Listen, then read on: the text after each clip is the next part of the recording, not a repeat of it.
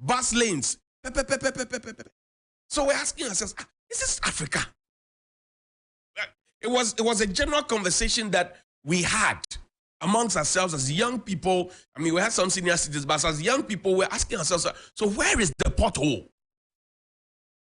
Another thing that we saw was how, even though some of the buildings were very old, they had been preserved. They didn't say, oh, where the Titidine has been left. And you go around the countryside in Ghana, you see very old buildings. They look very strong, but for some strange reason, they have just been abandoned to go waste. I said we were in South Africa for 9 days. We were looking for a single pothole. They had not declared the year of roads. They had not declared the second year of roads. They had not declared another year of roads. They had not voted enough money. But the roads were working. Look at the road. This was in South Africa. Look at the road. We're driving to the mall at the Canal Walk Mall.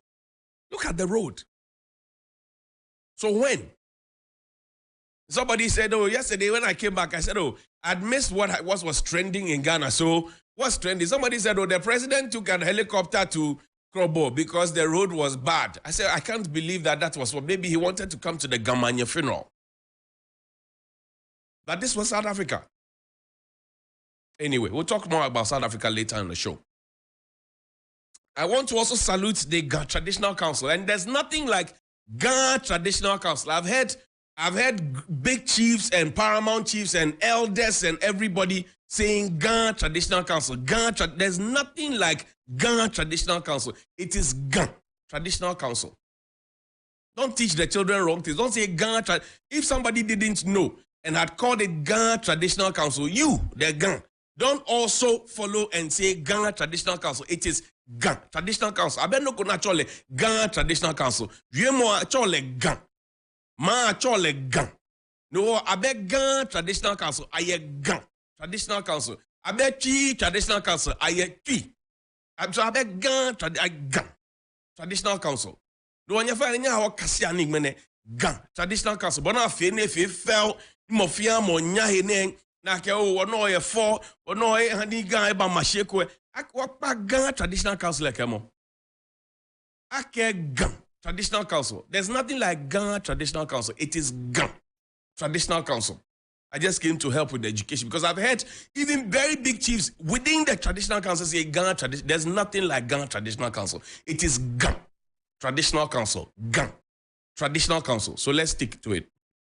Now, I also asked the question about what was trending.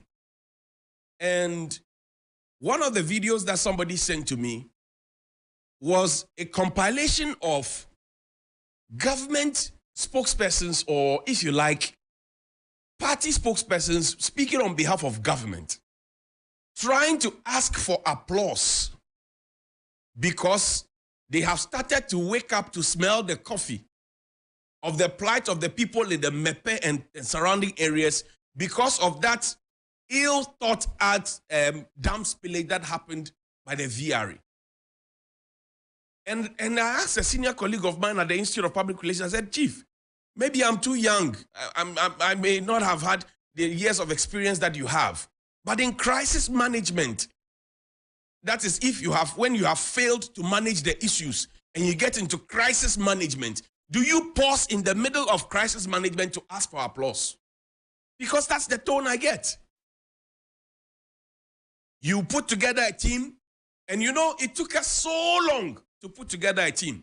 And when I saw the team, I said, this team looks like the Professor Kwabena Frimpong Boateng Interministerial Committee that was set up to investigate Galamsey, which Godfrey Dami says there was no evidence. And the GJA has said that we give the award to Erastus Asare Donkor for looking out for Galamsey. And so the GJA disagrees with the Attorney General on the Galamsey fight.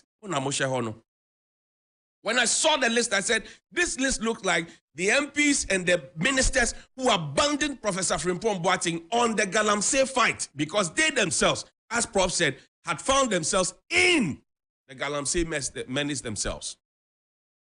When I saw the list, I said, look, this looks like a replica, but I digress. Can you think how long it took our government to put together a team? In crisis management, the first step is to put together a team. The second step is to assess the risk. The third step is to have a plan. The fourth step is to put together the plan and make sure that the plan is working. The fifth step is to reinforce the plan. The sixth step is to come back and do some monitoring and evaluation and then see what you can be changed about. It's a simple thing. Which part of this crisis management plan says that we should pause and ask people to applaud us? That government has done this, so we should applaud. That VRA has done this, so we should applaud. Which part of the plan says we should applaud? Then you come and tell us that we should not politicize the issues. So where's the fellow feeling? I have been to those places. Nashoko has been to those places. Roland Walker has been to those places. Gordon Asidiba has been there. Judith Brown has been there. Many of our colleagues have been there. We have seen at first hand what is happening. Some of those who are sent to come and communicate to us, to come and force us, to ask us to applaud government, have never been there. They are only regurgitating what has been written for them to come and say to us. And to come and tell us that, oh, when the president said that, you even didn't vote for me, but if it came to who voted for me and who did not vote for me, I shouldn't have been here. The president speaks like that. And I've always done the analysis and thought that, look, in the Fourth Republic, President Akufo-Addo is the oldest to have ever been sworn in as president. Jerry Rawlings became president when he was just about 45. After Jerry Rawlings, there was President Kufuor, who was just a little over 60, 62 or so. Then came President Mills, who was also a bit over 60. Then came John Mahama, who was about 50-something. Then came Nana Addo Dankwa Akufo-Addo, who was over 70 when he was sworn in. And you know, in our home, when somebody is 70 and above, you expect that a certain tact and diplomacy and some maturity approaches it. What was the president's business saying that to the chiefs there and using his left hand? And maybe you have not noticed it. When the president is speaking to chiefs of other tribes, he uses his left hand. Remember the Gamancheme and the National Theatre, the National Anthem saga, when he was ordering Henry Quartey, he used his left hand. Remember I was talking to Togbe Fiti, he used his left hand. Remember when I was talking to this new chief, he used his left hand. Have you ever seen the president address his own people using his left hand before? I said the president is the only man who got in after he had turned 70. He was the only one who had fulfilled scripture, 70. So you expect a certain kind of leadership from him. And the painful part of the whole conversation is how the blame have been lifted from the VRA and those who are supposed to have taught well as engineers and has been put on the people that, oh, we tried the stimulation exercise and the people failed to move. They failed to move where? Did you provide alternative accommodation for the people to move? Did you provide alternative accommodation? There have been calls for you to relocate the people to Saglemi. You are reluctant to do that because you are politicizing the issues. And then you come back and tell us you are not politicizing the issues. I saw at first, and somebody showed me a TV when we went there, when I went there with Nash. Somebody showed me this TV, said, this is the TV I used to watch Johnny's Bite on. The TV was gone. The whole building was gone. Buildings had collapsed. I saw it myself. Nobody typed it for me to come and read it. Nobody put me on a party platform to encourage me to go and say A, B, C, and D and choose my thought patterns for me. I said I don't have a sense of my own. Then we're playing politics with people's lives. We are joking with people's investments. I showed you Honorable Kenjirase's place. We are joking with people's businesses, people's livelihoods. And we are politicizing it because it inures to our benefit, because we have the platform, because we are far away from those places. And we here at Media General are mobilizing support. And I'll use this opportunity to call on businesses and chief executives and top executives, private businesses, individuals. And this morning already, since I came in around 5, I've seen a lot of people drop clothing and water and other things. This was, I was in the water myself. I saw it myself. I experienced it at first hand. Which part of the crisis management procedure or process says that in the middle of solving the crisis that could have been prevented if we had managed the issues well, we should pause and ask that people applaud government? What kind of warped logic is that? What kind of insensitivity is that? What kind of inhumane treatment is that? In other countries where they have their heads properly screwed on their necks, when their president sees that his people are in turmoil and in pain, He stops the trip and comes to the people. Our president didn't. He went all the way, finished the whole trip, came down wearing jacket as if he was in winter, only to talk to the people, using his left hand and telling them that if he came to people who voted for me, he would not be there. As if he is running the presidency with his pocket money or some inheritance that his father left for him. The people are in pain. The people are in pain. And we cannot continue politicizing some of these things because it hurts. You have put people in classrooms. You have not provided alternative accommodation for them. You say you did a stimulation exercise. Stimulation exercise only stops and tells people you have to move. Move and go where? Then you put them in classrooms that are not boarding houses where they have no places of convenience. You put them in hot tents when you have facilities there that are rotting away. Are you serious? Those schools in the bushes that you have abandoned, the E-blocks that you have abandoned, that have toilet and bathroom facilities, what are you doing with those ones? Then you come and tell us that we should not politicize the issues. Who began the politicization of the issues? Who is asking for applause in the middle of fighting crisis? Who? Look at yourself well. Who?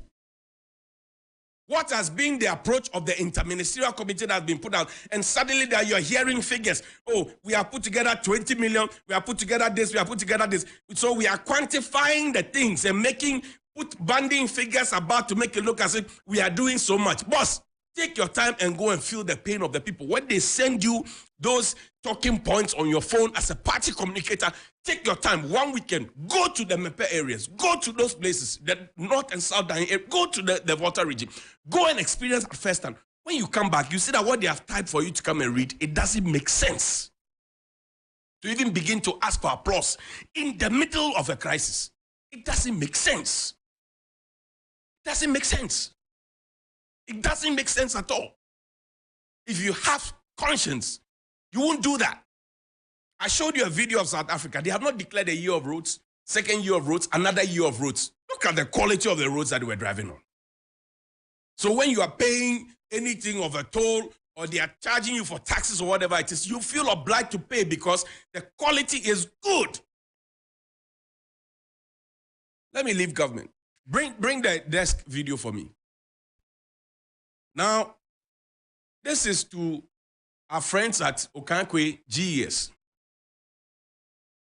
These decks have been there for about 3 or 4 weeks.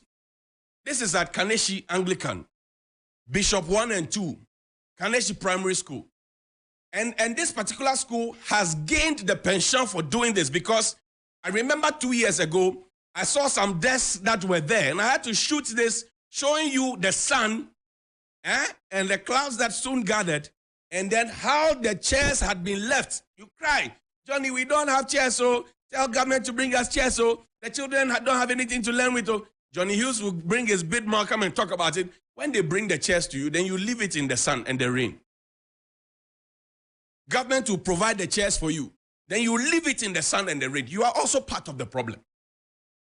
I remember that I asked the priest, when these chairs were brought, he said somebody came to call him from the vicarage and told him that they had brought chairs that he had to come and account for it. Then suddenly one of the headmasters came and that was it. It's been there. I saw the decks myself 2 weeks before I went to South Africa. I've been to South Africa for a week and back. The chairs are still there. I took this video as yesterday. Yesterday, I took this video myself. Yesterday.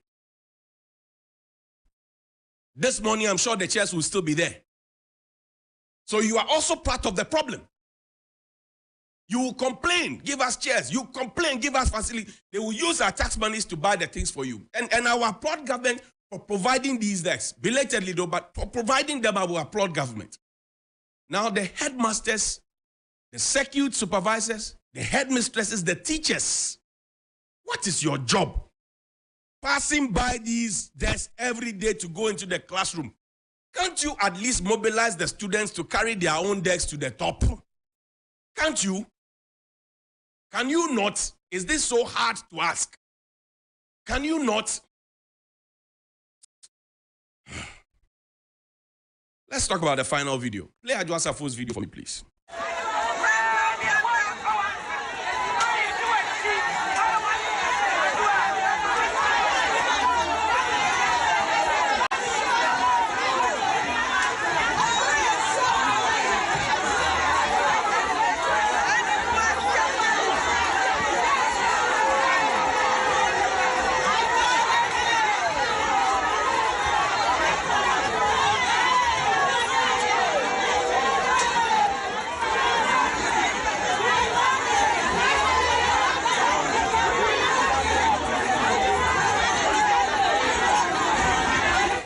Mompa, the people at Dominic Kwabena, they didn't try. Oh.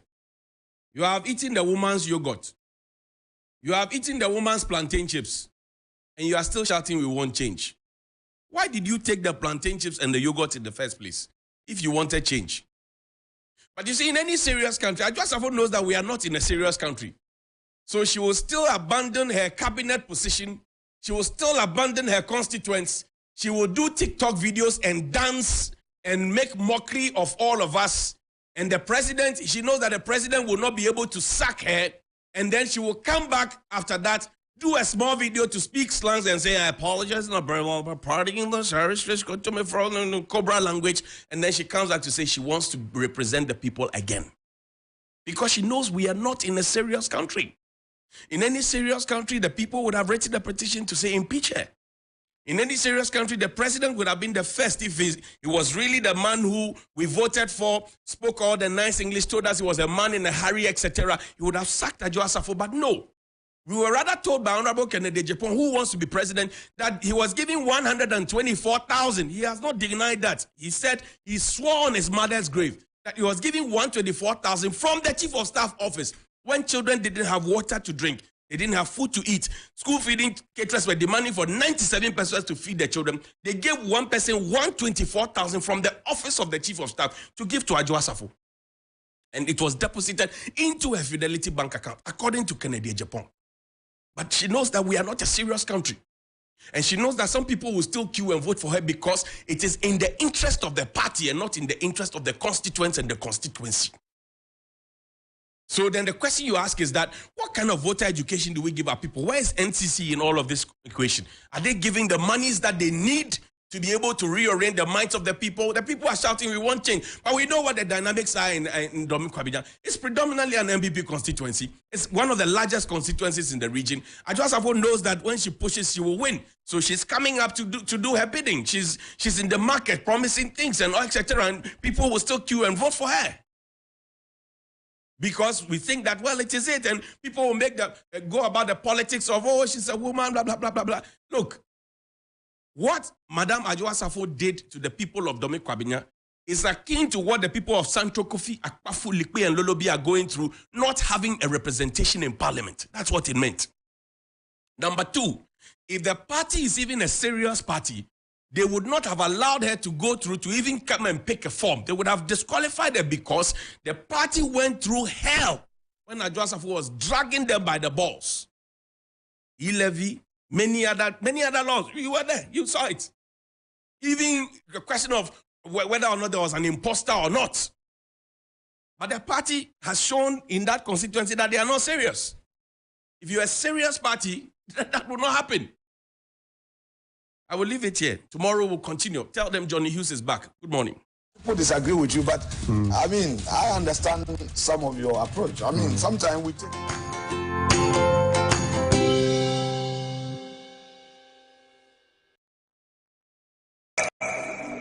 Water is life.